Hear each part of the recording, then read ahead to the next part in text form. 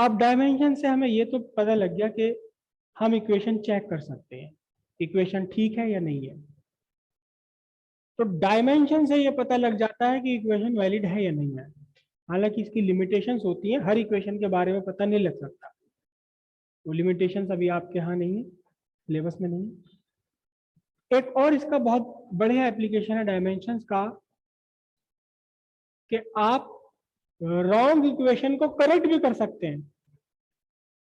आपने ये तो पता लगा लिया कि इक्वेशन करेक्ट नहीं है, रॉन्ग इक्वेशन है, इसे आप करेक्ट भी कर सकते हैं, आप इसकी सही इक्वेशन बना सकते हैं। अगर आपको ये पता हो कि जिस फिजिकल क्वांटिटी के लिए आपने इक्वेशन बनानी है वो किन और फिजिकल क्वांटिटीज पर डिपेंड करती है। फिर से रिपीट कर रहा हूं, आपको ये पता होना चाहिए कि जिस फिजिकल क्वांटिटी के लिए आपने इक्वेशन बनानी है वो किन और किन किन फिजिकल क्वांटिटीज पर डिपेंड करती है। अब यहाँ जो हमारा ये इक्वेशन है F इक्वल्स mvr, यहां से ये तो पता लग रहा है कि फोर्स, सेंट्रीपिटल फोर्स डिपेंड कर रही है मास पर, डिपेंड कर रही है वेलोसिटी पर, और डिपेंड करता है, डिपेंडेंसी आपको पता है। यहां से आपको ये पता है कि सेंट्रीपिटल फोर्स डिपेंड है किस किस पर डिपेंड है, मास ऑफ द बॉडी पर, वेलोसिटी ऑफ बॉडी पर, और जिस सर्किल में वो घूम रही है उसकी रेडियस पर डिपेंड है।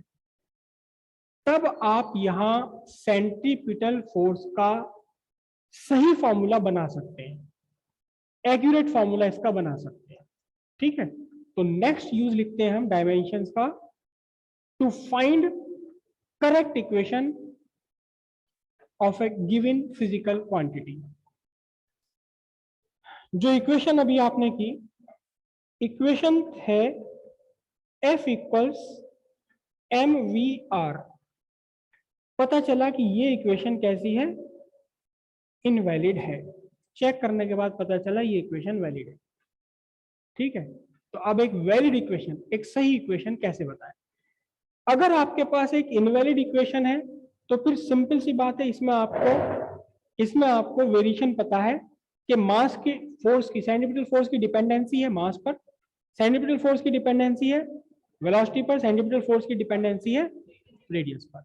ये इनवैलिड इक्वेशन से हमें पता है, लेकिन ये फॉर्मूला गलत है, आगे पीछे, या हो सकता है किसी की स्क्वायर आ रही हो सकता है किसी की पावर 3 आ रही हो, ये गड़बड़ है यहाँ पर कुछ। तो अब इसे हम कैसे करेक्ट करें, बहुत ध्यान से समझिएगा। थोड़ा सा अब तक जो दो काम हमने किए उनसे थोड़ा सा लंबा है काम ये, बहुत ध्यान से समझना, एक एक स्टेप समझना। सबसे पहले स्टेप में हम लिखेंगे force directly proportional to mass, velocity, radius. Mass to the power a, velocity to the power b, radius to the power c। क्योंकि हमें यही तो एक्चुअली पता लगाना है कि मास पर कहीं स्क्वायर तो नहीं आ रहा, कहीं ऐसा तो नहीं कि इसमें से कोई, तीनों में से कोई एक अपॉन में आ रहा हो, अपॉन में स्क्वायर आ रहा हो सकता है स्क्वायर आर अपॉन में आर स्क्वायर आ रहा हो, है ना। तो यानी कि एक्चुअली हमें पावर्स पता लगानी है। ओके, अब उसके बाद पहली लाइन देखिए ध्यान से, पहली लाइन में अच्छा ऐसा भी होगा कि आपके पास इनवैलिड इक्वेशन नहीं है, ऐसा भी क्वेश्चन अभी हम करेंगे जिसमें कि आपके पास इनवैलिड इक्वेशन नहीं है, लेकिन क्वेश्चन में आपको बताया जाएगा कि जिसके लिए आपने फॉर्मूला बनाना है वो किन और अदर क्वांटिटीज पर डिपेंड कर रही है। समझे आप बात को। यहां हमारे पास एक इनवैलिड इक्वेशन थी F इक्वल्स mvr, गलत थी, तो हमें यहां पता लग गया कि फोर्स मास पर, वेलोसिटी पर, रेडियस पर डिपेंडेंट है। लेकिन अगर इनवैलिड इक्वेशन ना हो तो फिर आपको क्वेश्चन में दिया जाएगा, मतलब इसी का अगर मैं क्वेश्चन बनाऊं तो क्या बनाऊं, क्या बनेगा, इसी इक्वेशन का अगर क्वेश्चन बना दिया जाए इनवैलिड इक्वेशन के बिना, तो बनेगा the centripetal force F on a body depends on the mass of body, velocity of body and the radius of circle. ये आपको बताया जाएगा। तो अब आपका सोल्यूशन कहां से स्टार्ट होगा, पहली लाइन आपकी यहां से स्टार्ट होगी। F की डिपेंडेंसी मास, वेलोसिटी और रेडियस पर है। कैसी है dependency, power A, power B, power C। Okay, यहां लगाना प्रोपोर्शनैलिटी, ध्यान रखिएगा, लगाना क्या, प्रोपोर्शनैलिटी का साइन। अब इस प्रोपोर्शनैलिटी साइन हटा करके सेकंड लाइन में आपने क्या लगाना, F equals K M A v b r c. और यहां क्या लिखना है, यहां लिखना है वेयर के इज डायमेंशन लेस कांस्टेंट। हो सकता है 1/2 आ रहा हो इस इक्वेशन में, कहीं हो सकता है कोई पाई आ रहा हो इस इक्वेशन में, तो वो ये 1/2 या पाई या 3/4 वो ये है। ओके, अब इसके बाद क्या करेंगे, थर्ड लाइन में राइटिंग डायमेंशंस, सबकी डायमेंशंस लिख डालो। के की तो डायमेंशन है ही नहीं, हमने पहले ही कह दिया डायमेंशन लेस कांस्टेंट है। फोर्स की डायमेंशन क्या है, एम एल t-2।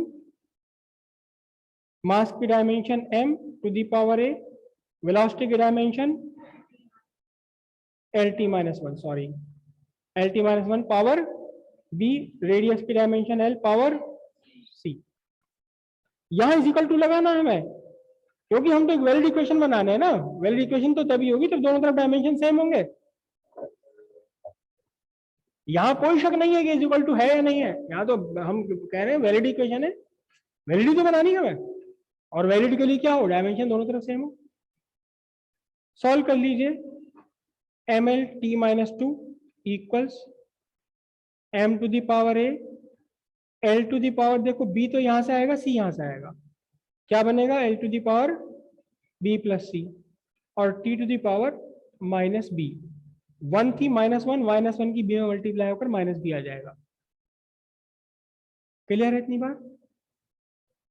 उसके बाद किसी को कंफ्यूजन यहां तक बताइए, raise your hand, raise your hand, किसी को कंफ्यूजन हो तो। m to the power a बन गया, l to the power b आया पहले ब्रैकेट से, l to the power c दूसरे ब्रैकेट से आया, दोनों पावर्स ऐड हो गई b प्लस c, और l to the power t to the power -1 में b की मल्टीप्लाई होकर माइनस b। अब हम क्या लिखेंगे, देखिए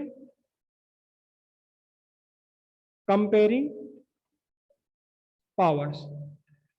यहां देखो अगर m लिखा है अकेला तो एक्चुअली इसके ऊपर कितना लिखी पावर 1, l अकेला लिखा तो पावर क्या है 1, तो सीधे सीधे a इक्वल्स 1, फिर b प्लस c दोनों मिलकर के 1। देखो इधर l to the power b plus c, इधर l टू दी पावर 1 है, तो सीधी बात है 1 is to b plus c। यहाँ b to the power minus t to the power minus b, इधर t टू दी पावर -2 है, तो सीधा सीधा आपका आंसर बना b is to -2, sorry sorry sorry minus b equals -2, इधर -b इधर -2, तो यहां से रिजल्ट आपका बनेगा b इक्वल्स व्हाट 2, दोनों तरफ के माइनस बैलेंस हो गए।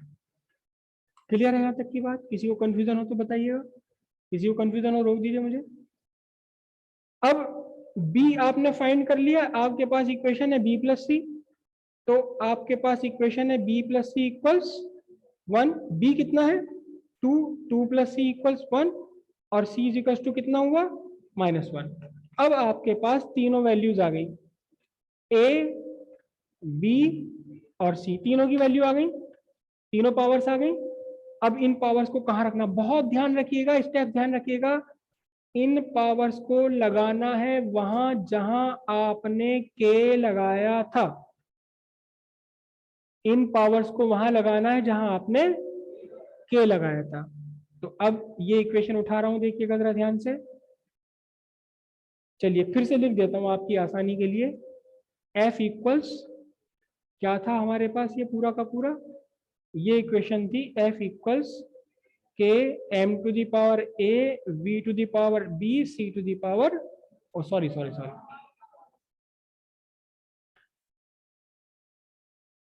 m a की वैल्यू कितनी है बताना 1, v to the power v की to the power b, oh sorry sorry sorry sorry क्या लिख रहा हूं मैं 2, और r to the power c -1। तो अब ये क्या बन जाएगा, f इज इक्वल टू के m v square by r. अब यहां समस्या आती, के कैसे कहां से लाएंगे, के कहां से लाएंगे, के के बारे में क्या पता लगेगा हमें, तो कोई तरीका नहीं है के का, के फाइंड करने का, केवल प्रैक्टिकली फाइंड किया जाता है।